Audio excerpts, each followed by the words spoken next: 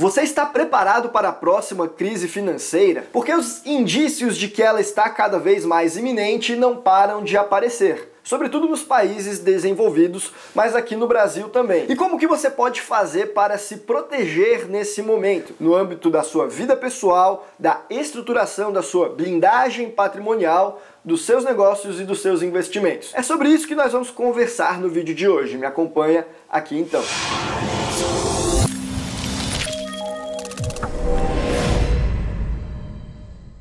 Pessoal, eu me chamo Guilherme e aqui na Capital Global nós conversamos sobre investimentos, empreendedorismo, planejamento tributário e estratégias de internacionalização. Então se você gosta desse tipo de conteúdo, considere se inscrever no canal, ativa o botão das notificações clicando no sininho e, é claro, não esquece de clicar no bom e velho botão de gostei também. E antes de nós entrarmos na pauta desse vídeo, eu preciso fazer um recado muito importante, o de que alguns golpistas estão se passando pela Capital Global no Instagram. Eles criaram uma página fake que é capital.global_, com esse underline no final. Não somos nós. Eles estão se passando por a gente para oferecer investimentos. Cuidado, denuncie essa página e evite cair em golpes.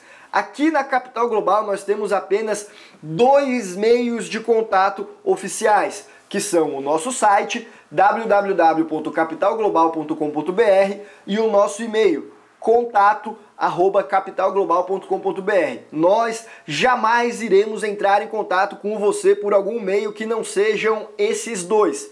Na verdade, eventualmente a gente usa um outro e-mail que é capitalglobal.ytb@gmail.com. Mas tirando esses 3, não é a gente. Tome muito cuidado. E nós não oferecemos recomendações de investimentos, nem em criptomoedas, nem em ações, nem em nada. Dito isso, então, vamos à pauta do vídeo de hoje, que é o cenário macro internacional, que está dando cada vez mais indícios de que uma crise financeira é iminente. Nós vemos vários indicadores na Europa, nos Estados Unidos e, em menor medida, em países emergentes, como o Brasil também. Isso significa que necessariamente essa crise vai chegar agora? Não. Mas que esse é o cenário mais provável. E isso por si só já é mais do que o suficiente para que a gente comece a pensar sobre estratégias de proteção e de, quem sabe, até conseguir ganhar um pouco mais de dinheiro nesse cenário de crise. E aí são 3 os principais pilares que você precisa focar na hora de pensar nessas estratégias. O primeiro deles é a sua carteira de investimentos na bolsa, em ações, o que seja. O segundo deles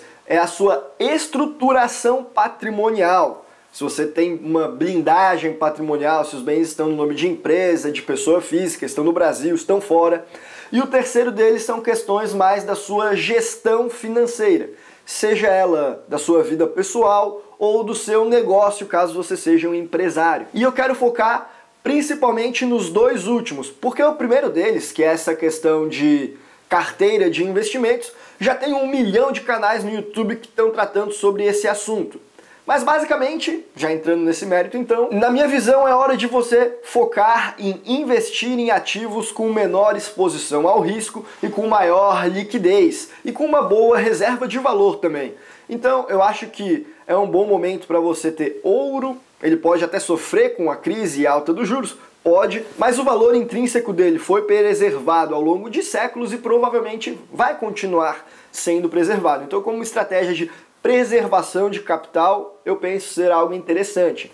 Além disso, é um bom momento para você focar em ativos de liquidez, em renda fixa, de curto prazo, sobretudo, ou mesmo em moedas fortes, porque assim você consegue se aproveitar de eventuais bons momentos de entradas em outros ativos. Toma só cuidado para não ficar exposto apenas à renda fixa de países considerados emergentes, especulativos e com alto grau de risco. Idealmente, foque em ter uma exposição na renda fixa que, ainda que te pague um juros um pouco mais baixo, ela tem muito mais segurança por trás e ela está lastreada em uma moeda mais forte. E por fim, quem sabe também comprar ações de empresas seja uma boa alternativa. Isso mesmo, ações de empresas, ativos de renda variável, desde que você não foque naquelas empresas mais arriscadas, assim, naquelas mais robustas, que já passaram por várias outras crises, por guerra mundial, que o teu bisavô já comprava produtos da empresa e que provavelmente elas vão resistir a essa crise de agora também. e talvez até seja um bom momento de entrada, é bom ficar atento. E se você quiser saber mais detalhadamente sobre essas estratégias, eu convido você a assistir um outro vídeo que eu gravei lá em 2020, quando começou a crise da gripe, falando mais sobre isso, chamado Quais são os 5 melhores investimentos para tempos de crise, que eu vou deixar aqui no izinho. É claro, boa parte daquilo continua atualizado até os dias de hoje, mas você tem que ter em mente que o vídeo foi de 2 anos atrás também. E aí, dando sequência aqui, o foco desse vídeo é o segundo pilar de proteção para esses momentos de crise, que são as suas estruturas de proteção patrimonial, porque muitas vezes você é pego de surpresa por uma baixa nos seus investimentos, uma baixa nos seus negócios, você acaba se embolando, se endividando e quando você vê já está todos os seus ativos sendo penhorados e você não consegue nem se reestruturar para pagar as suas contas. Ainda mais em um país insano como o Brasil em termos jurídicos, que às vezes você é surpreendido, você achou que fez tudo certo no seu negócio, mas não era bem assim, ou era, mas a lei mudou no meio do caminho, sei lá, houve um entendimento 5D diferente de um juiz e agora você tem uma dívida que vai ser atualizada de uma maneira diferente e você não tem capital de giro para se proteger. Você que é empresário, por exemplo. Então, nesse pilar de estruturação societária, é a hora de você arrumar a casa. Até porque, depois que a dívida estourar, no cenário catastrófico que a crise te pegar, é muito mais difícil de você arrumar. Aí pode até ser considerado fraude contra credores, fraude à execução. Porém, se você deixar o seu patrimônio organizado de uma maneira prévia, caso haja algum problema com as suas finanças lá na frente, fica muito mais difícil de atingirem esse seu patrimônio. Uma coisa é arrumar antes, evitar que a bomba seja armada. Outra coisa é tentar arrumar depois que a bomba relógio já está lá, tic-tac, e você pode acabar puxando um fio desencapado e estragando ainda mais o negócio, de forma prévia, inclusive. Então é hora de arrumar a casa, fazer blindagem patrimonial. E como fazer isso? Bom, do ponto de vista de bens que você possui no Brasil, infelizmente não existe blindagem patrimonial absoluta, o que existe é apenas mitigação de riscos.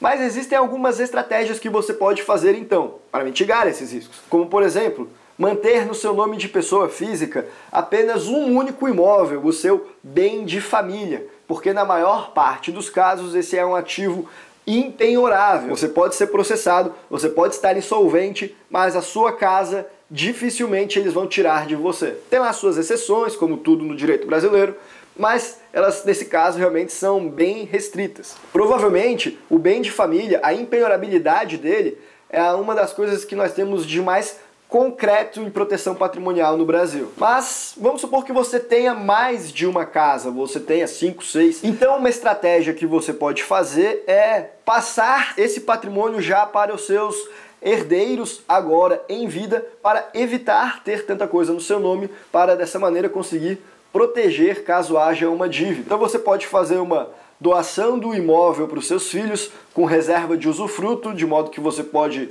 dispor, gozar, usar, fruir desse bem enquanto você estiver vivo, e depois que você falecer, fica tudo a critério do seu filho. Ou ainda, você pode montar uma holding patrimonial, que é uma empresa administradora de bens próprios, nesse caso, bens imóveis, passar essas casas para a empresa e posteriormente, quem sabe até você sair do quadro societário da empresa, por que não? Deixar no nome de uma empresa offshore, deixar no nome dos seus filhos. Eu já falei mais sobre como blindar patrimônio que está em imóveis no Brasil, utilizando empresas offshore em um outro vídeo, inclusive, que eu vou deixar aqui no izinho também. Mas essas são algumas estratégias que, aí caso estoure uma dívida, você consegue ter tempo para se reestruturar, para renegociar. Não vai ser pego de surpresa com o seu patrimônio sendo penhorado, indo à venda em leilão, por exemplo. Além disso, outros ativos que são impenhoráveis é a sua conta poupança, se você tiver depositado lá até 40 salários mínimos. É claro, em termos de investimentos,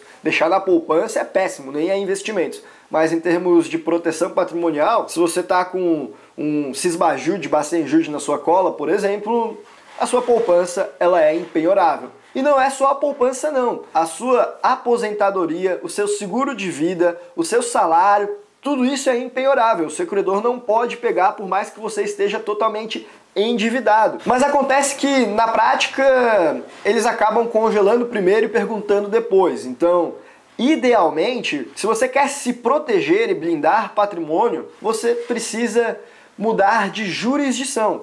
Não deixe tanta coisa dentro do Brasil. Preferencialmente, o que você tem com liquidez, deixa lá fora. Fica muito mais difícil de alguém alcançar uma conta que você tem no exterior. Elas não aparecem no Bacen Jude. E eu não estou falando aqui de fazer fraude contra credores, não. Não tem nada de errado em você evitar o Bacen Jude porque você não gosta desse software, por exemplo. O errado é você, de má fé, não quitar as suas dívidas e esconder o seu patrimônio, mas você se antecipar aos problemas e fazer tudo isso antes de ter dívidas, deixar patrimônio no exterior, deixar no Brasil apenas até 40 salários mínimos numa poupança, em uma casa própria, por exemplo, tudo isso são estratégias perfeitamente dentro da lei. São artifícios que a legislação muitas vezes criou para proteger o devedor, para evitar que ele passe fome, não para proteger para ele dar calote, mas para que ele consiga até se reerguer e arcar com as suas necessidades mais básicas, para que ele não perca o único bem de família dele, por exemplo,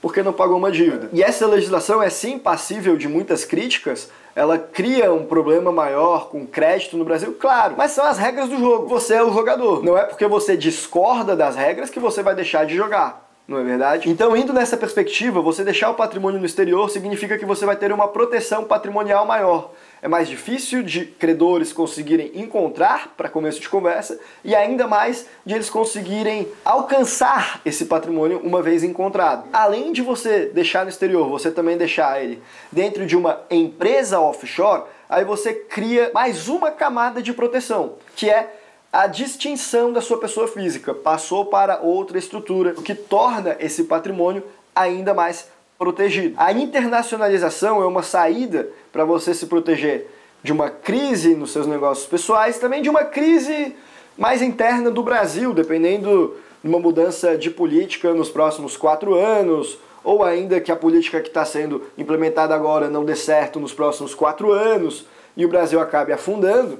Se o seu patrimônio está fora, você se protege de todos esses riscos. Além disso, em tempos de crise, são tempos de austeridade. Então, mais do que nunca, você precisa tomar cuidado para não deixar dinheiro na mesa. E uma das formas de deixar dinheiro na mesa é pagar mais impostos do que realmente era necessário. E muitas pessoas acabam pagando porque o contador, comeu bola, não conhecia a legislação direito, poderia estar recolhendo numa alíquota menor do que realmente está. E aí, se você tem feito isso nos últimos anos, você pode reaver os valores que você pagou indevidamente, com procedimentos e processos de recuperação de crédito tributário.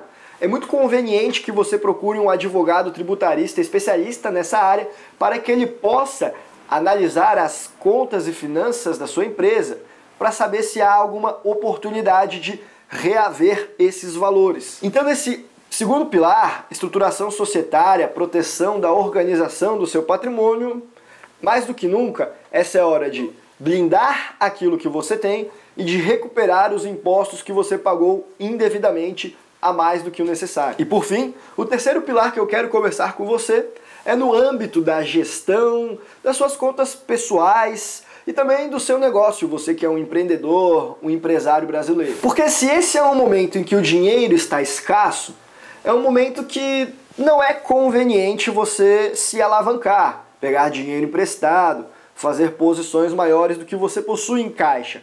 Afinal, o custo de fazer isso é mais caro. Não só em termos de juros, como também se o dinheiro está escasso, é mais difícil de você conseguir dinheiro para quitar eventuais dívidas. Então assim, essa dica até que é um tanto quanto óbvia, mas esse é um erro que muitas pessoas cometem. As pessoas não percebem muitas vezes que as vacas estão mais magras e acabam se endividando na vida pessoal, fazendo o financiamento de um carro, fazendo uma reforma na casa, fazendo uma viagem internacional.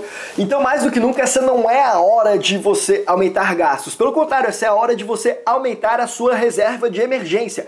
E o mesmo raciocínio que se aplica para a vida pessoal se aplica para o seu negócio, caso você seja um empresário. Essa não é a hora de você se alavancar, é hora de você cortar custos, é hora de você acabar com aqueles plim-plim pimpim de startup, que era a cerveja no frigobar, a sala de jogos, o happy hour pago pela empresa, quem sabe até cortar custos com funcionários caso a sua folha de pagamento esteja inchada. Essa é a hora de você fazer um exercício de introspecção, de você se reunir com boa parte da equipe para avaliar qual que é o cenário. Será que a sua empresa ela está em um setor que vai ser mais impactado pelas mudanças dos tempos de crise ou não? Você que trabalha com uma clínica médica, por exemplo, você é um cardiologista numa área que cuida de ataque cardíaco que vão continuar acontecendo, por exemplo, ou você está na área mais estética, que em tempos de crise, vacas magras, muitas vezes essa área acaba não rendendo tanto assim, as pessoas estão com menos dinheiro, isso acaba sendo algo não tão necessário. Qual que é o seu mercado? Como que os teus clientes vão ser impactados por essa crise? Seus clientes são, por exemplo, funcionários públicos de alto escalão ou são microempresários? Porque eles vão ser impactados de formas diferentes. E mais do que isso, você precisa conhecer a sua concorrência, porque agora é hora de você cortar gastos, mas também é hora de você ver se o seu cliente ele não está tão solvente assim, porque caso ele não esteja, essa é a hora que você pode se alavancar para conseguir conquistar aquela porção do mercado que até então era dele. Se ele quebrar, por exemplo, vai ter uma parcela do mercado disponível e vai ser a hora que você pode até crescer o seu negócio. Então você tem que conhecer o seu cliente e, mais do que isso, zelar pela sua privacidade e do seu negócio, porque o seu cliente ele quer conhecer mais qual que é a saúde do seu negócio também. Então é hora de mais do que nunca ser discreto. E nessa linha a gente consegue juntar também com aquelas dicas de internacionalização. Ter patrimônio fora e dentro de empresa offshore, além de ser uma excelente estratégia de proteção patrimonial, também é uma estratégia de trazer maior privacidade, maior discrição para o seu patrimônio. Lembrando que a crise não é certa e mesmo que ela venha, crises são cíclicas. Elas podem durar pouco tempo, podem durar muito, mas no longo prazo tudo volta ao normal. Você precisa estar preparado para passar, mas certamente é uma tempestade, não é o fim do mundo. E por esse vídeo a gente fica por aqui, um abraço e até a próxima.